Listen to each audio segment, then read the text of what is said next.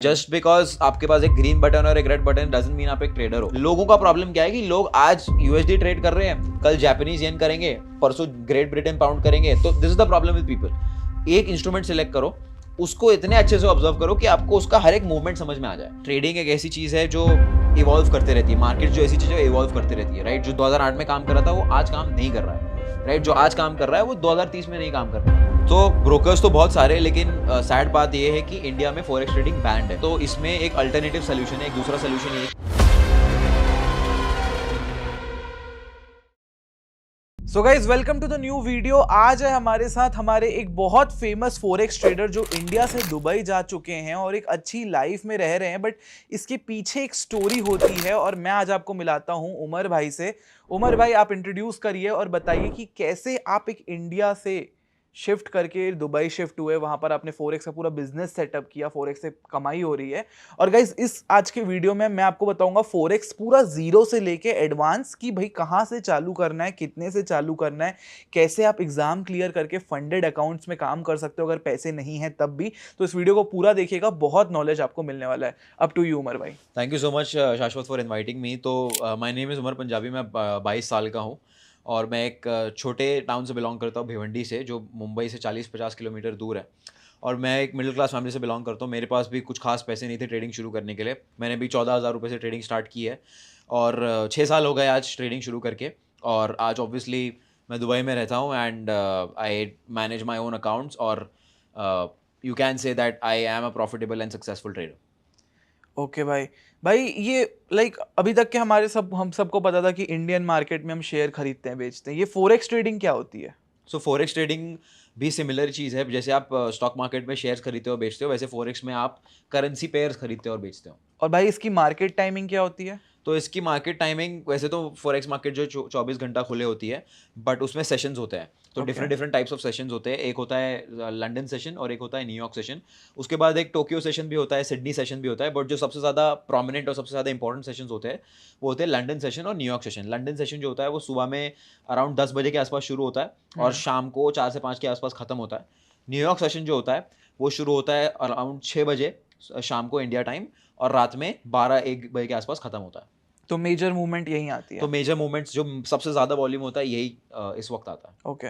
सो भाई जैसे हमको पता है कि कच्चा माल हो गया, नेचुरल गैस, ये सब ये कॉमोडिटी में आ गया। शेयर्स खरीदने हैं तो ये अपना नॉर्मल इक्विटी ट्रेडिंग हो गई, एफएनओ में निफ्टी बैंक निफ्टी। भाई ये फॉरेक्स में कुछ पेयर्स होते हैं, करेक्ट। तो ये पेयर्स क्या होते हैं, मेजर पेयर्स क्या होते हैं, माइनर पेयर्स क्या होते हैं, अगर आप इसको ब्रीफ में बता पाओ। तो मेजर पेयर्स वही होते हैं जैसे हमारे स्टॉक मार्केट में निफ्टी 50 होता है। अब निफ्टी 50 क्या है? निफ्टी 50 ऐसे बास्केट है स्टॉक्स का जो सबसे ज़्यादा ट्रेड होते हैं, जो सबसे बड़े स्टॉक्स है जिसमें सबसे ज़्यादा ट्रेडिंग होती है। वैसे ही फॉरेक्स मार्केट में मेजर पेयर्स होते हैं, वो पेयर्स होते हैं जिसमें सबसे ज़्यादा ट्रेडिंग हो रही है, जिसमें सबसे ज़्यादा लिक्विडिटी है। ठीक है। अब मान लीजिए यूरो यूएसडी का एग्जाम्पल लेता हूँ। यूरो वाली एक करेंसी हो गई, यूएस डॉलर एक करेंसी हो गया, उसको यूरो यूएसडी पेयर बोलते हैं। अब बिकॉज यूरोप की करेंसी जो यूरो है और यूएस डॉलर की करेंसी, यूएस की करेंसी जो यूएस डॉलर है, ये दोनों बहुत मेजर करेंसीज है। मेजॉरिटी ऑफ वर्ल्ड ट्रेड जो होता है वो ये दोनों करेंसीज में होता है, right. Because obviously Europe US के साथ जो भी ट्रेड करेगा वो यूरो में करेगा और यूएसडी वाइस वर्सा। तो इसीलिए यूरो यूएसडी जो है एक बहुत मेजर पेयर है और इसकी वजह से ये एक बहुत बड़ा पेयर है, राइट, जिसमें सबसे ज़्यादा ट्रेडिंग होती है। तो इसको एक एग्जांपल ले लो मेजर पेयर। एक और हो गया यूएसडी जेपीवाई, जो यूएस डॉलर और जापानीज येन का पेयर हो गया। तो जो भी पेयर्स में जिसमें सबसे ज़्यादा वर्ल्ड ट्रेड होता है, जिसमें सबसे ज़्यादा ट्रेडिंग होती है करेंसीज में, उसको आप मेजर पेयर्स कंसिडर कर सकते हो। और माइनर पेयर्स हो गए जिसमें बहुत कम ट्रेडिंग होती है, जिसमें ज़्यादा ट्रेडिंग नहीं होती, जैसे INR CNY ले लो, इंडियन रुपी और चाइनीज़ युआन ले लो, तो और NZD CHF ले लो, मतलब न्यूजीलैंड डॉलर और स्विट्जरलैंड का स्विस फ्रैंक हो गया। ये जो करेंसीज में बहुत ज़्यादा ट्रेडिंग नहीं होती, तो उसको आप माइनर पेयर कंसिडर कर सकते हैं। भाई इसको हम रात के 2 बजे भी ट्रेड कर सकते हैं? ट्रेड तो आप कर सकते हो बिकॉज जैसे मैंने कहा मार्केट खुली होती है, बट इसका मतलब ये नहीं कि हमेशा रात में 2 बजे आपको लिक्विडिटी भी मिलेगी। Just because market open, movement नहीं आएगा, साइडवेज रह जाएगा। एग्जैक्टली। तो जस्ट बिकॉज मार्केट ओपन इसका मतलब ये नहीं कि आपको ट्रेड मिलेगा या मूवमेंट मिलेगा। तो इसलिए मैं तो ये सजेस्ट करता हूँ लोगों को कि तो लंदन सेशन ट्रेड करो या तो न्यूयॉर्क सेशन ट्रेड करो। ओके। और गाइस अब बहुत सारे लोगों को ये भी क्वेश्चन आ रहा होगा कि हमारे पास पैसे नहीं है तो कैसे ट्रेड करें, तो हम आपको पूरा बताएंगे कि कौन सा एग्जाम क्लियर करना है, कैसे क्या करना है। बट उसके पहले कुछ डिटेल्ड में टॉपिक समझ लेते हैं कि क्रेडिट स्वैप्स क्या होते हैं, लिक्विडिटी क्या होती है, ताकि आप एग्जाम क्लियर करने के टाइम पे समझ पाओ कि आपको एग्जैक्टली करना क्या है। तो भाई आप कुछ ऐसे टर्म्स बता दो जो हमें एटलीस्ट पता होना चाहिए जैसे ट्रेड करने के लिए। जैसे आपने बताया लिक्विडिटी बोला, आपने स्वैप्स बोला, तो ये क्या होते हैं? सो फॉरेक्स मार्केट में सबसे इंपॉर्टेंट टर्म जो आपको पता होना चाहिए वो होता है पिप्स। हम्म। पिप्स का पूरा फुल फॉर्म मुझे एग्जैक्टली याद नहीं है, but I think price in parity, pipettes. Something like हाँ। That is the full form. Pips basically जैसे हम इंडियन मार्केट में पॉइंट्स बोलते हैं कि भाई आज 100 पॉइंट का मूव हुआ है, 150 पॉइंट का मूव हुआ है, हाँ। वैसे फॉरेक्स मार्केट में पिप्स में मूव को मेजर करते हैं। Basically it is a metric जो आप यूज करके मेजरमेंट ले सकते हो एक पर्टिकुलर मूव का कि फॉरेक्स मार्केट में कितना मूव आया। उसके बाद आपको पता होना चाहिए स्वैप क्या होता है। स्वैप जैसे अब इंडियन मार्केट में अगर मान लीजिए आपने BTST ट्रेड लिया है, ठीक है, या फिर स्विंग ट्रेड लिया जिसको आप होल्ड कर रहे हो, तो उसमें आप ओवरनाइट चार्जेस पे करते हो, राइट। तो सेम चीज फॉरेक्स मार्केट में स्वैप्स होता है।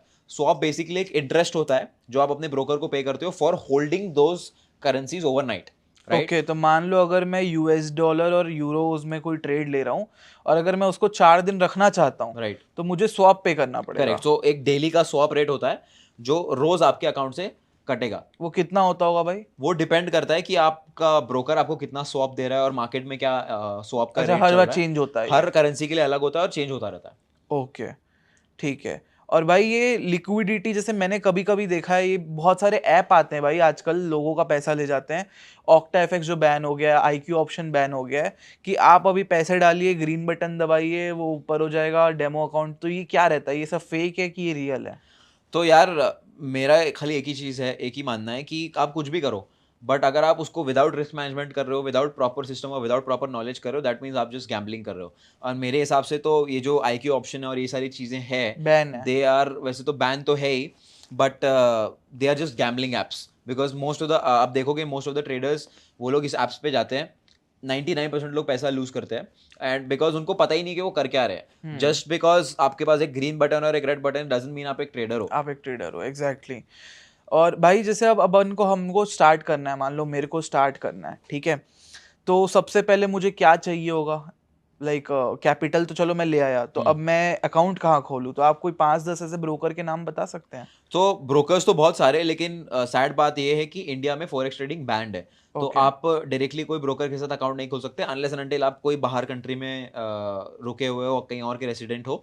बट इंडिया में बैंड है, तो इसमें एक अल्टरनेटिव सोल्यूशन है। एक दूसरा सोल्यूशन ये है कि आप फंडेड अकाउंट्स खरीद के फंडेड अकाउंट्स पे फॉरेक्स मार्केट और ग्लोबल मार्केट ट्रेड कर सकते हो। ओके, ये फंडेड अकाउंट क्या होता है भाई? सो फंडेड अकाउंट बेसिकली एक ऐसा फर्म होता है जो आपको एक कुछ एग्जाम्स पास करने होते हैं, कुछ फेजेस पास करने होते हैं, वो अगर आपने पास कर लिए तो आपको एक और अकाउंट मिलेगा, मास्टर अकाउंट, जिसपे आप जो भी ट्रेड करोगे उस पर आपको प्रॉफिट शेयरिंग मिलेगी। तो समझ लीजिए अगर मैं एक प्रॉप फर्म हूँ, मैं एक फंडेड अकाउंट की कंपनी हूँ और आप मेरे पास आते हो, मैं आपको ये बोलूँगा कि आपको स्टार्टिंग में एक छोटा सा फी पे करना है। मान लो आपको 10,000 का अकाउंट चाहिए, $10,000 का, जो कि 8 लाख के आसपास का अमाउंट होता है। आपको अगर 8 लाख रुपए का कैपिटल चाहिए, आपको मुझे पे करने होंगे 5,000 रुपए, ठीक है। आपने 5,000 रुपए पे किए, आपको मैं एक डेमो अकाउंट दूंगा। अब उस डेमो अकाउंट पे आपको मुझे 8% रिटर्न्स करके दिखाने हैं, ठीक है। मतलब मैं आपको एक इजी स्टेप में मैं आपको 5,000 दूंगा, आप मेरे को 8 लाख रुपए का एक अकाउंट दोगे, जो डेमो और रियल हो मेरे को नहीं मतलब, मैं उसी अकाउंट के अंदर 8% का प्रॉफिट जनरेट करना है मेरे को, चाहे मैं जैसे ट्रेड करूं, मैं कोई भी ट्रेड लूं, इंट्राडे लूं, जैसा भी लूं। अब मान लो 8 लाख के अकाउंट के अंदर मैं 64,000 के आसपास प्रॉफिट बना दिया और आपको दिखा दिया, तो आप एग्जाम में मेरे को पास कर देंगे। करेक्ट। तो वो होता है आपका फेज 1। फेज 1। उसके बाद आता है फेज 2। Okay. फेज 2 में आपको करना है 5% रिटर्न सेम अमाउंट पे। ओके, तो फिर आप मुझे 8 लाख का एक फ्रेश अकाउंट देंगे और उस पे मैं वापस से जो है 5% 40,000 के आसपास बना के आपको दिखाऊंगा। करेक्ट। तो आपको फिर मतलब as a funded account provider आपको भरोसा हो जाएगा कि मैं प्रॉफिटेबल हूँ। करेक्ट। तो आपको बेसिकली ये प्रूव करना है कि आप पैसा बना सकते हो। Just like 90% of the traders जो लूज करते हैं, आपको ये प्रूव करना है कि आप एक प्रॉफिटेबल ट्रेडर हो। आप एक प्रॉफिटेबल। एक बार आपने प्रूव कर लिया तो आपको फिर मैं दूंगा मास्टर अकाउंट। अब मास्टर अकाउंट में आप जो भी ट्रेड, अभी तक जो भी आपने ट्रेडिंग की, जो 8% बनाया और 5% बनाया, वो डेमो अकाउंट में बनाया, उसकी कोई वैल्यू नहीं है, राइट। उसका आपको कुछ नहीं मिलने वाला है। बट अब जो मैंने मास्टर अकाउंट आपको दिया है, उस पे आपने जो भी प्रॉफिट किया है, उस प्रॉफिट का 70 to 80% शेयर आपका, 20 से 30% मेरा। ओके, सो मान लीजिए अब आपको मैं सब समझ गया कि भाई हमने 2 एग्जाम पास किया, 5,000 रुपए दिए थे, आपने मेरे को 5,000 रुपए के बदले 2 एग्जाम क्लियर करवा के मास्टर अकाउंट दिया। मास्टर अकाउंट कितने का मिलेगा भाई हमें? मास्टर अकाउंट आपको फ्री ऑफ कॉस्ट मिलेगा। बेसिकली आपको जो आपने जो स्टार्टिंग में फीस पे की है 5,000 की, आपको सिर्फ और सिर्फ उतना ही पे करना है। बट अगर आपने एग्जाम फेल कर दिया, आपने 8% या 5% आप नहीं कर पाए और आपने रूल्स तोड़ दिए, आपने लॉस कर दिया, तो 5,000 आपको रिफंड नहीं मिलता। ओके भाई, लेकिन ऐसा भी तो हो सकता है ना, जैसे मैंने 5,000 दिया, मैंने 2 बार टेस्ट पास कर लिया, हाँ, मुझे 8 लाख का रियल अकाउंट मिल गया।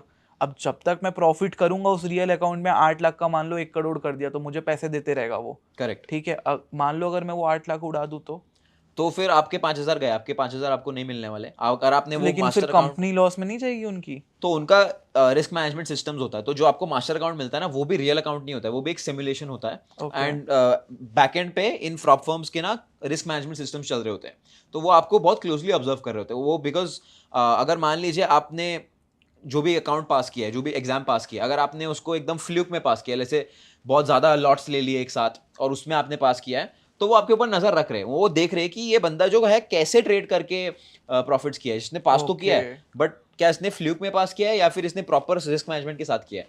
अगर आपने प्रॉपरली किया है तो देन फिर कंपनी जो है आपके ऊपर बेट करेगा, अदरवाइज वो आपको फिर भी डेमो अकाउंट ही मिलने वाला है मास्टर अकाउंट में, राइट? क्योंकि बहुत सारे ऐसे लोग होते क्योंकि हैं, उनको पता होता है कि आप लॉस ही करेंगे, तो वो जो मास्टर अकाउंट देंगे वो भी डेमो दे देंगे, भले Correct. अगर प्रॉफिट कर लिया तो अपनी जेब से पैसा दे देंगे। करेक्ट, बिल्कुल। ओके, तो भाई अब जैसे आपने ये तो बता दिया, तो ठीक है, अब कैपिटल अगर किसी के पास नहीं है तो अकाउंट आप पास करके अपना डेमो अकाउंट ले सकते हैं। अब भाई ये स्ट्रेटजी क्या यूज करें? क्योंकि अभी मार्केट में आप देखोगे बहुत टिप प्रोवाइडर्स हैं, करेक्ट। टिप के बाद एल्गोरिथम बेचने लगते हैं लोग, एल्गो के बाद लोग बोलते हैं कि वो एस्ट्रोलॉजी देखो फिर बताएगा मार्केट ऊपर है नीचे है, वो आगे जाओगे तो कैंडल स्टिक चार्ट पैटर्न, उसके आगे जाओगे तो सप्लाई डिमांड, फिर आ जाता है स्मार्ट मनी कॉन्सेप्ट, फिर आ जाता है आईसीटी। तो मतलब लोग ना कंफ्यूज हो जाते हैं। तो आपके हिसाब से आप अगर प्रॉफिटेबल हैं तो आप किस चीज को यूज करते हैं जो हमारी ऑडियंस भी कर सकती है कि प्रॉफिटेबल बन सके? मेरा one of the most important factors जो है वो है टाइमिंग। Okay. अब बहुत सारे लोग जो है ना प्राइस एक्शन, एसएमसी, आईसीटी जैसा आपने बोला उसके ऊपर बहुत ज़्यादा फोकस करते हैं, बट एक्चुअली फॉरेक्स मार्केट में अगर आपने जेन्युइनली टाइम स्पेंड किया ना, अगर आप बैठ के पूरे 1-2 साल के चार्ट्स रीड करोगे और समझोगे ना, आपको ये रियलाइज होगा कि कुछ एक स्पेसिफिक टाइम विंडो होती है जिसमें ही मूव आते हैं। अब मैं इसको किल जोन कहता हूँ। हाँ. ठीक है, ये मेरा मैंने अपने लिए खुद के लिए एक विंडोज बनाई हुई है जिसको मैं किल जोन कहता हूँ। इन किल जोन्स में ही मेजॉरिटी मूव आते हैं। अभी just before shooting this podcast आपके सामने मैंने एक ट्रेड लिया जो बहुत अच्छा मूव दिया। मेरा किल जोन शुरू हुआ, मैंने वो ट्रेड लिया और ट्रेड मेरे फेवर में गया। तो जो भी ये वीडियो देख रहा है, मैं आप उनको यही सजेस्ट करूंगा कि सबसे पहले before getting into the market को, चार्ट को रीड करो पूरा। एक इंस्ट्रूमेंट सिलेक्ट करो, गोल्ड सिलेक्ट करो या यूरो यूएसडी, जो भी एक पैर सिलेक्ट करो, उसके ऊपर 1 साल के चार्ट्स को पूरा स्टडी करो। आपको ये चीज समझ में आएगी कि जो भी एसेट आप देख रहे हो उस पे ना दिन में ऐसे कुछ घंटे होते तभी मूव आता है, बाकी जितने भी टाइम है उधर मूव नहीं आता है। तो इससे क्या होता है, इससे जो आपके फेक ब्रेकआउट्स है, जो अननेसेसरी ट्रेड्स है, वो सब क्लियर ऑफ हो जाते हैं, राइट? तो आपको पता है कि भाई जो 80 to 70% ट्रेड्स आपको मिल रहे हैं वो इसी टाइम विंडो में मिल रहे हैं, तो आपको सिर्फ उसी टाइम विंडो में ट्रेड करना है। अब क्योंकि सबसे बड़ी प्रॉब्लम क्या होती है, लोग जो है कभी भी ट्रेड करते हैं। अब आप कभी भी ट्रेड करोगे आपका प्रॉफिट नहीं होने वाला, राइट? बिकॉज कभी भी मूव नहीं आता है मार्केट में। Exactly. मार्केट में जो मूव है वो एक स्पेसिफिक विंडो में ही आता है। तो सबसे पहले तो आपको टाइमिंग देखनी है। आप अगर अपने आप को सही टाइमिंग में फिट कर रहे हो ना, तो फिर उसके बाद आपको सिर्फ टेक्निकल्स पे काम करना है। फिर उसके बाद आपने कोई भी सिस्टम बना लिया, अगर वो एक डिसेंट सिस्टम है, आपने टेस्ट किया हुआ है, तो आपका सिस्टम काम करना ही करना है, बिकॉज आप सही टाइम पे सही वक्त पर ट्रेडिंग कर रहे हो। ओके भाई, अगर इसको समराइज करें 5 पॉइंट्स में तो क्या बोलना चाहोगे? Short 5 point. तो सबसे पहले आपको टेस्ट करना है टाइमिंग्स। ओके, तो सबसे पहले आप अपने टाइमिंग्स टेस्ट करो कि किस टाइम पे आपको सबसे ज्यादा बड़े मूव्स कैप्चर करने को मिल रहे हैं। जो भी एसेट आप ट्रेड करने की कोशिश कर रहे हो उसके पिछले 1 साल के चार्ट्स को स्टडी करो, उसमें ही आपको बहुत सारी चीजें समझ में आ जाएगी। जैसे कि मैं स्पेशलाइज करता हूँ गोल्ड ट्रेडिंग में, ठीक है? मैं सिर्फ और सिर्फ गोल्ड ट्रेड करता हूँ। तो जब मैंने गोल्ड ट्रेड करने का डिसाइड किया था, मैंने गोल्ड के पिछले 2-3 साल के चार्ट्स को स्टडी किया था बैठकर। उसके बाद मुझे बेसिकली ये समझ में आया कि गोल्ड बिहेव कैसे करता है, कब मूव देता है, उसका क्या रिएक्शन होता है, किस चीज पे, right? It is like knowing a person. अगर आप एक इंसान को 2-3 साल से जानते हो तो उसको आपको उसकी हर हैबिट पता होती है, राइट? सो ऐसे ही सेम आपको स्टडी करना है चार्ट्स को। लोगों का प्रॉब्लम क्या है कि लोग आज यूएसडी ट्रेड कर रहे हैं, कल जापानीज येन करेंगे, परसों ग्रेट ब्रिटेन पाउंड करेंगे। तो this is the problem with people. एक इंस्ट्रूमेंट सिलेक्ट करो, उसको इतने अच्छे से ऑब्जर्व करो कि आपको उसका हर एक मूवमेंट समझ में आ जाए, राइट? तो वो आप स्टडी करोगे ना, तो आपको टाइमिंग समझ में आ जाएगा, क्या टाइम्स पे ट्रेड लेना है, आपको कैरेक्टरिस्टिक समझ में आएगा, टेक्निकल कैरेक्टरिस्टिक मतलब, अब गोल्ड की एक आदत है, ठीक है? गोल्ड जो है ना, कोई भी सपोर्ट या रेजिस्टेंस 2 से कम बार टेस्ट किए बगैर ब्रेक नहीं करता है। ओके आप ये ऑब्जर्व कर लेना, गोल्ड कोई भी सपोर्ट या रेजिस्टेंस होता है, उसको एटलीस्ट 2 से 3 बार टेस्ट करेगा, तभी ब्रेक करेगा। ओके तो Right. गाइज ये गोल्ड की स्ट्रेटजी हो गई। अगर आप गोल्ड को ट्रेड करते हैं फोरेक्स में, तो ब्रेकआउट तभी आता है जब वो मिनिमम 2 बार रेजिस्टेंस या सपोर्ट टेस्ट करता है, और अगर उसके पहले आ रहा है मतलब वो फेक ब्रेकआउट हो सकता है। करेक्ट, एंड ये हो गया एक कैरेक्टरिस्टिक, राइट? अब ऐसे हर एक इंस्ट्रूमेंट का अलग अलग कैरेक्टरिस्टिक है, तो आपको ये समझना है, ये भी आप चार्ट स्टडी करोगे आपको समझ में आ जाएगा। जब आपको ये समझ में आ गया, तो अब इसके ऊपर आप एक सिस्टम बना सकते हो। अब देखो, अब मैंने आपको एक कैरेक्टरिस्टिक बताया, अब इस पे आप 2 सिस्टम बना सकते हो। एक तो आप रिवर्सल ट्रेडिंग का सिस्टम बना सकते हो कि आपने देखा है कि भाई एक रेजिस्टेंस है, एक बार टेस्ट हुआ है, दूसरी बार तो होना ही होना है, राइट? तो दूसरी बार जब आएगा तो आप एक रिवर्सल ट्रेडिंग सिस्टम बना सकते हो उस पे। सेकंड पर्सपेक्टिव है, इस पे आप एक ब्रेकआउट सिस्टम बना सकते हो। 2-3 बार टेस्ट हुआ है, चौथी बार जैसे ही हाई ब्रेक करेगा बाय कर लो, क्योंकि आपको पता है ब्रेकआउट आने वाला है। तो ऐसे कैरेक्टरिस्टिक आइडेंटिफाई करके आपको एक सिस्टम पे काम करना है, सिस्टम बनाना है। अब तीसरा पॉइंट ये है कि जो आपने सिस्टम बनाया उसको आपको बैक टेस्ट करना है। आपको पिछले पुराने चार्ट पर फिर से जाकर ये देखना है कि भाई ठीक है, जो टाइमिंग मैंने बनाई है, जो कैरेक्टरिस्टिक मैंने आइडेंटिफाई किया है, वो काम भी कर रहा है या नहीं कर रहा है, ठीक है? उसके बाद आप जब बैक टेस्ट करोगे, 100 ट्रेड्स पे बैक टेस्ट करोगे, तो आपको एक डेटा मिलेगा फिर से। वो डेटा आपको ये बताएगा कि आपका एक्यूरेसी कितना है, आपको किस वक्त सबसे ज्यादा ट्रेड्स मिल रहे हैं, आप कौन से वक्त सबसे ज्यादा लॉसेस कर रहे हो, आपका average risk to reward ratio कितना है। जब ये सारी चीजें आपको पता चल जाएगी, तो आपको ये समझ में आएगा कि मुझे कब ट्रेड करना है, क्या चीजें काम कर रही है, क्या चीजें काम नहीं कर रही है। एक बार आपका बैक टेस्टिंग हो गया, उसके बाद आपके पास बेसिकली एक स्ट्रैटेजी और सिस्टम रेडी है, जो टेस्टेड है, जो आपको पता है कि काम करता है या नहीं करता है। ये होने के बाद लास्ट स्टेप ये है कि आपको अपनी साइकोलॉजी के ऊपर काम करना है, क्योंकि एक इंसान जिसके पास एक विनिंग सिस्टम है बट उसकी साइकोलॉजी में गड़बड़ है, तो भी वो पैसा नहीं कमा पाएगा। तो फोर्थ स्टेप जो है वो है साइकोलॉजी पे काम करना है। एक बार ये हो गया, एक बार आप कंसिस्टेंट हो गए, एक बार आप डिसिप्लिन हो गए और आपका सिस्टम आपको कंसिस्टेंटली पैसा दे रहा है, लास्ट स्टेप है कि उसको कंटिन्यूसली आप इंप्रूव करते रहो, बिकॉज ट्रेडिंग एक ऐसी चीज़ है जो इवॉल्व करते रहती है। मार्केट जो ऐसी चीज़ है इवॉल्व करते रहती है, राइट? जो 2008 में काम कर रहा था, वो आज काम नहीं कर रहा है, राइट? जो आज काम कर रहा है वो 2030 में नहीं काम करने वाला। तो आपको हमेशा सीखते रहना है। And last point and most important point ये कि हमेशा सीखते रहना है और अपना सिस्टम जो है उसको डेवलप करते रहना है। आज भी इवन दो मतलब मेरे जो क्लोज स्टूडेंट्स हैं जिनके साथ मैं ट्रेड करता हूँ, वो मुझे पूछते रहते हैं कि आपका सिस्टम है, प्रॉफिटेबल है, आप भी पैसा कमा रहे हो, हम भी पैसा कमा रहे हैं, बट आप इसमें फिर भी कुछ ना कुछ नया क्यों लेके आते रहते हो? बिकॉज मार्केट जो है वो इवॉल्व करता रहता है, आपको कुछ ना कुछ इंप्रूवमेंट अपनी स्ट्रेटजी में लाते रहना चाहिए। Got it. जैसे भाई ने ना 2 बात बहुत सही कही कि मार्केट इवॉल्व करता है, सब चीज़ें इवॉल्व करती है। आज से 9 साल 10 साल पहले फ्री ट्रेड्स कुछ होते नहीं थे, और आज अगर आप देखोगे तो इतनी वॉलेटिलिटी बढ़ गई है कंपेयर टू 8-9 साल, राइट ब्रो? एब्सोल्युटली, है ना। सेकंड, जैसे इन्होंने बोला कि हमारे इंडियन ट्रेडर्स और जितने ट्रेडर्स हैं ना जो नए होते हैं, वो पूरा रायता फैला रखे होते हैं कि कभी ये पेयर ट्रेड कर रहे हैं, कभी ये चीज़ ट्रेड कर रहे हैं, कभी वो ट्रेड कर रहे हैं। They don't stick to a system. Similarly जैसे लाइफ पार्टनर हो गया, 5 लोगों के साथ घूम रहे हैं इतने, फिर खुद ही डिप्रेस हो रहे हैं। भाई तुम एक के साथ फोकस तो करो।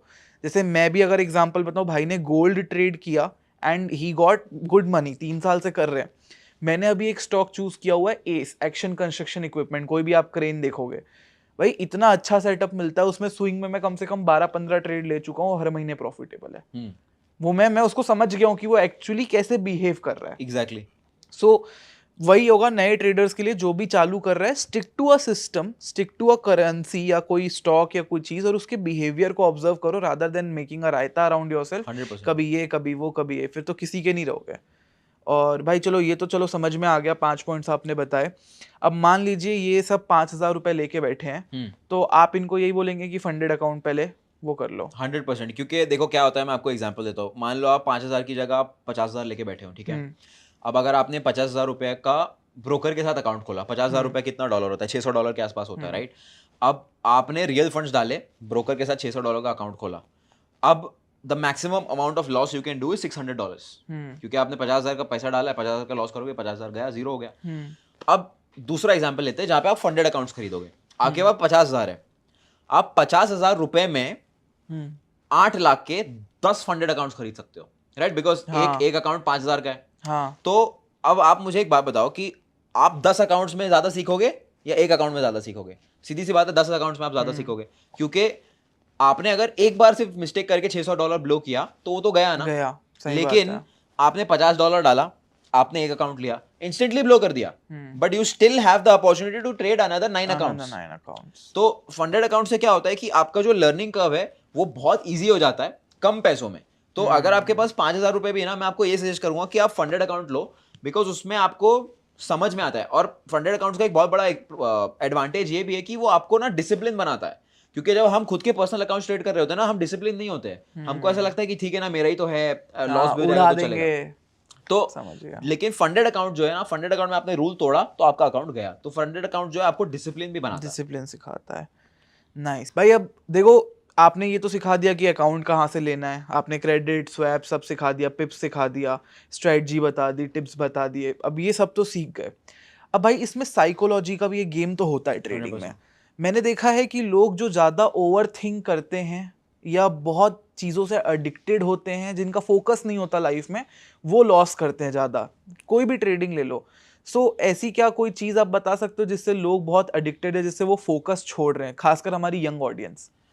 तो स्पेशली यंग ऑडियंस, मुझे मतलब ऑलमोस्ट रोज मैसेजेस आते हैं लोगों के। लोग चाहते हैं कि मैं पॉर्न के ऊपर बात करूं, सेक्स के ऊपर बात करूं, गर्ल्स के ऊपर बात करूं। एंड ये एक बहुत बड़ा प्रॉब्लम है मेरे हिसाब से, स्पेशली हमारी जनरेशन का और जो यंग लोग हैं, बिकॉज वो लोग ये चीज़ों को लेके बहुत ज़्यादा डिस्ट्रैक्टेड है। और जस्ट नॉट दिस, मेरे हिसाब से एक और बहुत बड़ा प्रॉब्लम ये है कि सोशल मीडिया।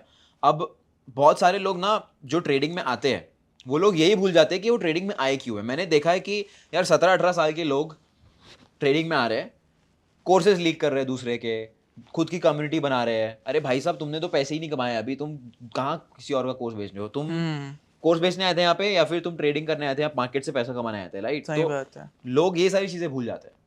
और भाई मतलब ये जो लोग ज़्यादा पॉर्न से एडिक्ट होते हैं, क्योंकि उनके लाइफ में शायद लोनलीनेस हो, कुछ भी हो, तो पॉर्न ज़्यादा देखने से क्या स्टॉक मार्केट में या कोई भी फोरेक्स मार्केट में ट्रेडिंग में इफेक्ट आता है या लॉसेस में इफेक्ट आता है? 100%। आई थिंक अगर आप पॉर्न से एडिक्टेड हो या उस चीज को बार बार कर रहे हो, तो आई थिंक वो तो आपकी सिर्फ ट्रेडिंग में नहीं, हर जगह इफेक्ट करने वाला है। Okay, right? फोकस छूट जाएगा। 100% आपका फोकस छूट जाएगा। एंड जैसे कि अब पॉर्न जो है आपको प्रोग्राम कर देता है इंस्टेंट प्लेजर के लिए, राइट? सबसे आसान प्लेजर पॉर्न है। आपने फोन खोला, गूगल किया, वीडियो देखा, आप you get a dopamine hit, ठीक है? तो इंस्टेंट प्लेजर है। अब ट्रेडिंग में क्या होता है, अब ट्रेडिंग में आप एक ट्रेड लोगे, आपको वो इंस्टेंट प्लेजर की आदत है, तो यस आप एग्जैक्टली, ट्रेड लोगे, आप सोचोगे कि भाई इंस्टेंट प्रॉफिट चाहिए मुझे, बिकॉज मुझे तो इंस्टेंट प्लेजर की आदत है। Got it. ट्रेड थोड़ा सा आपके फेवर में जाएगा, आप एग्जिट कर लोगे, बिकॉज आपको इंस्टेंट प्लेजर की आदत है। आप पेशेंस ही नहीं रख पाओगे, आपके अंदर पेशेंस तो है नहीं, आप तो रोज रात में फोन में कुछ और ही देख रहे हो। तो डेफिनेटली प्रॉब्लम तो है, इफेक्ट तो जरूर करेगा।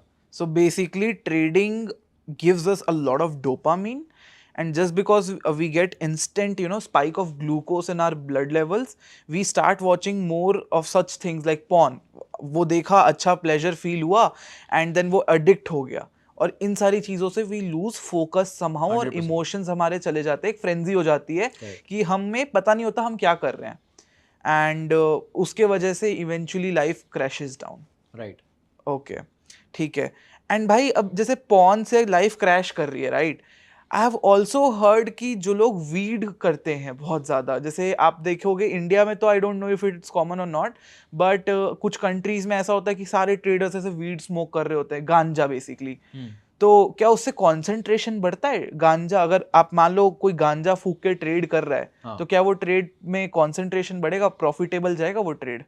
तो देखो, मैंने तो कभी ऑनेस्टली ट्राई नहीं किया और ना मैं करूंगा, बट मेरे हिसाब से अगर आप कोई भी ऐसी चीज ले रहे हो जो आपको टेम्परेरी इन्फ्लुएंस दे रहा है और आप वो यूज कर रहे हो, वैसे तो मैं तो कंप्लीटली डिसएग्री करूंगा कि वीड स्मोक करने से आपका ट्रेडिंग बेटर होगा। बट अगर आप वो कर भी रहे हो ना, तो वो टेम्परेरी है, बिकॉज आप जिंदगी भर तो वीड नहीं स्मोक कर सकते। एक दिन आपकी बॉडी आपको बोलेगी कि भाई बस कर ले यार, अब हो गया, तब क्या करोगे? तो और सबसे इंपॉर्टेंट चीज, अगर आप इस चीज में भी, बिकॉज मैं ये मानता हूँ कि ट्रेडिंग जो है ना, वो शॉर्टकट है एक लाइफ में, मैट्रिक्स से एस्केप करने का, लाइफ में कुछ बड़ा करने का ट्रेडिंग एक शॉर्टकट है, ठीक है?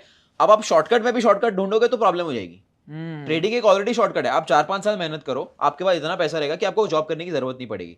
अब लोगों को शॉर्टकट का भी शॉर्टकट चाहिए, अब उसमें भी आप शॉर्टकट डाल रहे हो तो फिर भाई फिर तो रास्ता नहीं है, इतनी मेहनत तो करनी मतलब पड़ेगी। लोग जो है जॉब छोड़ के पढ़ाई छोड़ के ट्रेडिंग में आ रहे हैं कि भाई पैसा कमाएंगे, और पैसा कमाने के लिए भी सोच रहे हैं कि गांजा फूक के बैठ जाते हैं, जिससे क्या होगा, कंसंट्रेशन ज्यादा होगा, और फिर वो पॉर्न एडिक्शन और ये सब से अपनी पूरी लाइफ खराब कर रहे हैं। 100%। मैं और मैं फिर तो ऐसे एक इंसान को नहीं जानता हूँ जो ये गांजा पॉर्न ये सब एडिक्शन से करते हुए कुछ अच्छा कुछ किया हो। अच्छा किया हुआ लाइफ में। बात तो सही है। सो गाइस, एक बहुत बड़ा लेसन है ये, जिसके बारे में सोसाइटी में बहुत लोग बात नहीं करते। Correct. Eventually we are talking it because हमारी सब यार इंडियन मेंस करते हैं, वुमेन्स भी करती हैं, सीधी सी बात है। But you need to control it to a limit. Correct. ठीक है। अब भाई फोरेक्स में ना र्यूमर्स भी बहुत हैं कि क्योंकि इंडिया में इलीगल है, बट इंडिया में लोग तो बहुत करते हैं ट्रेडिंग। तो हवाला का ये कोई सिस्टम होता है जिससे ये पैसे कहीं दुबई या कोई सऊदी कंट्रीज या कोई भी कंट्री में जाता है, सऊदी वाले उठा मत ले जाना मेरे को, तो ऐसे कोई कंट्री में जाता है और फिर वहां से वो अकाउंट्स भेजते हैं ट्रेड करने के लिए, तो ये क्या सिस्टम है, अगर कभी आपने सुना है हवाला सिस्टम?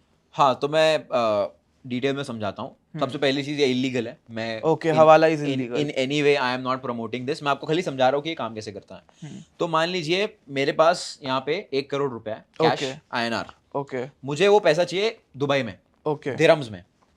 अब मैं Okay. क्या करूँगा, मैं कांटेक्ट करूँगा पर्सन ए को, जो हवाला वाला बंदा है, ठीक है। अब पर्सन ए को मैं कांटेक्ट करूँगा, मैं उसको बोलूँगा कि भाई मेरे पास 1 करोड़ रुपए कैश है, मुझे दिरहम चाहिए दुबई में। ओके अब वो मुझे एक टोकन नंबर देगा, ठीक है। ओके एक फोटो भेजेगा जिसमें एक नंबर लिखा होगा। अब मुझे 1 करोड़ रुपए कैश लेकर जाना है उसकी लोकेशन पर, उसको टोकन नंबर बताना है। मैं टोकन नंबर बताऊंगा, 1 करोड़ उसको कैश दूंगा। अब उसका एक और आदमी पर्सन बी बैठा होगा दुबई में, जिसके पास उतने दिरहम्स होंगे, ओके ठीक है। अब वो दिरहम जो है वहां पे मुझे मिल जाएगा, मुझे फिर से एक टोकन नंबर उसको बताना है, बोलना है कि तब ये वेरिफिकेशन के लिए होता है कि भाई बंदा सेम है या नहीं, right.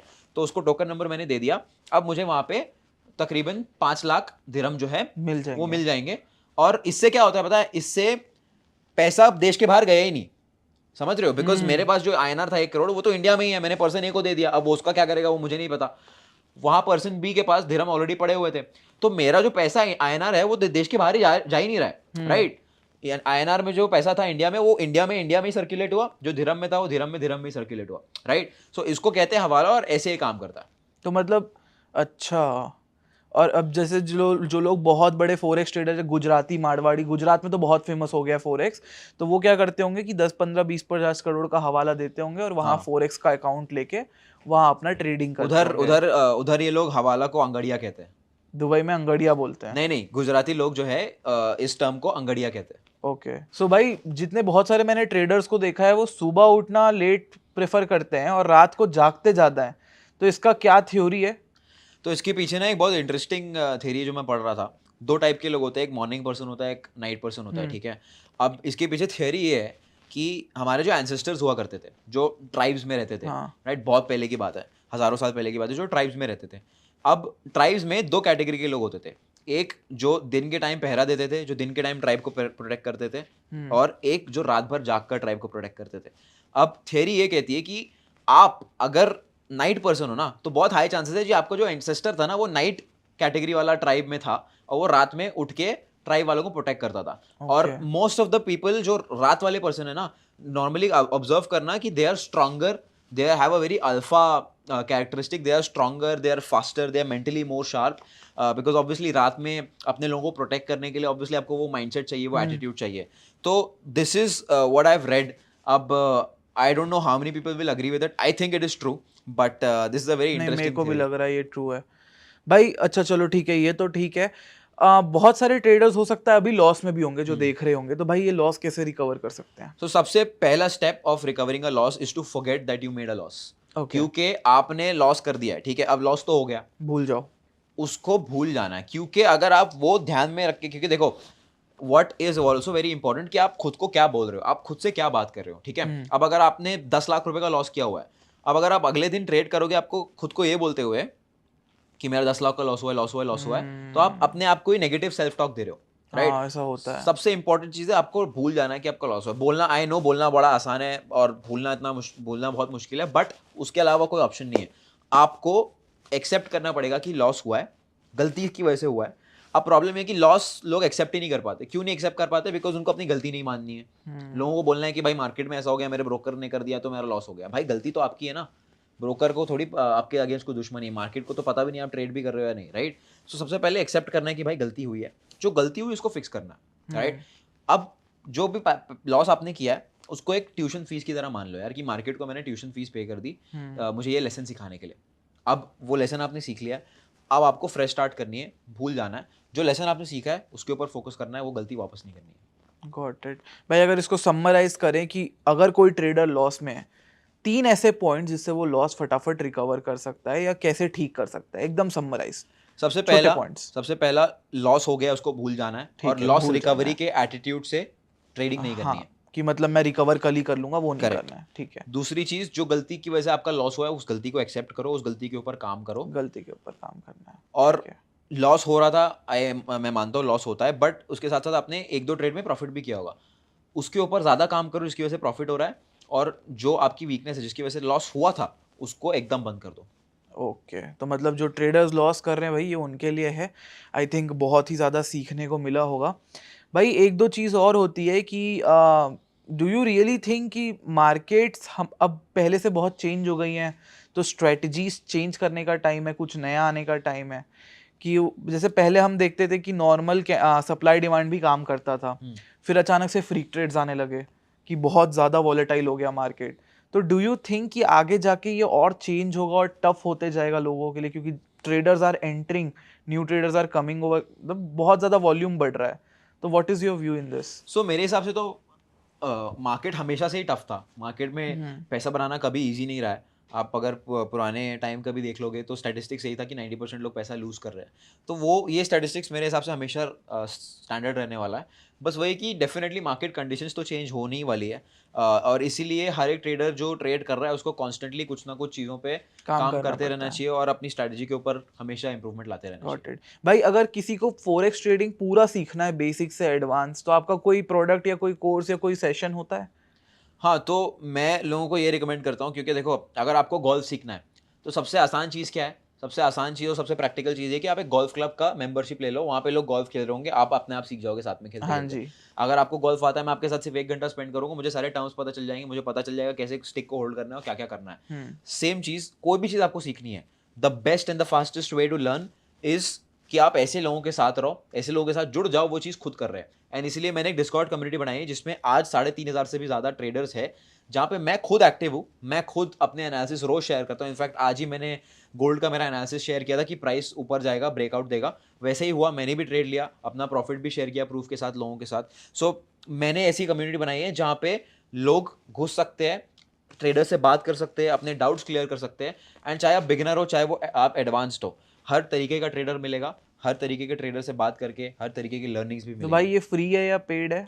This is not a free community, but ऐसी कम्युनिटीज जहाँ पे सामने वाला खुद रोज आके एनालिसिस डाल रहा है, हम कम्युनिटी कॉल्स भी करते हैं, हम फिजिकल मीटअप्स भी करते हैं। अभी रिसेंटली पिछले महीने में मैं दिल्ली में था, 50 से ज़्यादा लोग आए थे हमारी कम्युनिटी से मिलने के लिए। हम डाउट सॉल्विंग सेशंस भी करते हैं। ऐसी कम्युनिटी का नॉर्मली एवरी मंथ कॉस्ट होता है, सब्सक्रिप्शन बेस्ड मॉडल होता है। वो हटाने के लिए मैंने सिर्फ एक वन टाइम कॉस्ट रखा है 5000 रुपये का, और एक बार आपको पे करना है और आपको लाइफ टाइम एक्सेस मिलने वाला है इस कम्युनिटी का। ओके। तो गाइज जो मैं लिंक है वो नीचे डलवा देता हूँ यहाँ पर, और कोई कूपन कोड डाल देते हैं, जैसे कोई 10% ऑफ वगैरह कुछ दोगे आप? तो भाई आपके ऑडियंस के लिए आप वो यूज़ कर सकते हैं कोड शाश्वत10। ओके। शाश्वत10 यूज़ करेंगे तो उनको एक 10% का ऑफ मिल जाएगा। ओके। तो गाइज SHASHWAT 10 यूज़ करोगे, नीचे लिंक है, तो एक्स्ट्रा 10% का और ऑफ मिल जाएगा। बाकी मैंने इनकी जर्नी खुद देखी है, तो यार आई डोंट थिंक सो इससे ज़्यादा जेन्युइन आपको कोई बंदा आपको बाहर देखने को मिलेगा। क्योंकि जब हम मिले थे 2021 में भाई, रिसेंटली दुबई शिफ्ट हुए थे, अल्फा ट्रेडर का चैनल चालू किया था, सिल्वर प्ले बटन लगाया हुआ Correct. करता था, और आज जो स्टेज पे हैं, जो हम डेटा देखते हैं, जो हम पब्लिकली नहीं दिखा सकते, but a journey which has got so big, और आगे और भी जाएंगे।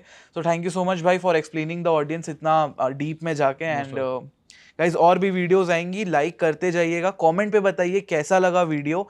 किसी एक इंसान का जिसका कमेंट सबसे अच्छा लगेगा हमें, उसको हम कोई एक गिव अवे में गिफ्ट देंगे, तो मैं इन्फॉर्म कर दूंगा। बट आप कमेंट पे बताइए आपको कैसा लगा वीडियो, एंड कोई डाउट हो तो भी बताइए, हम सॉल्व कर देंगे। Thank you so much for watching, see you all next.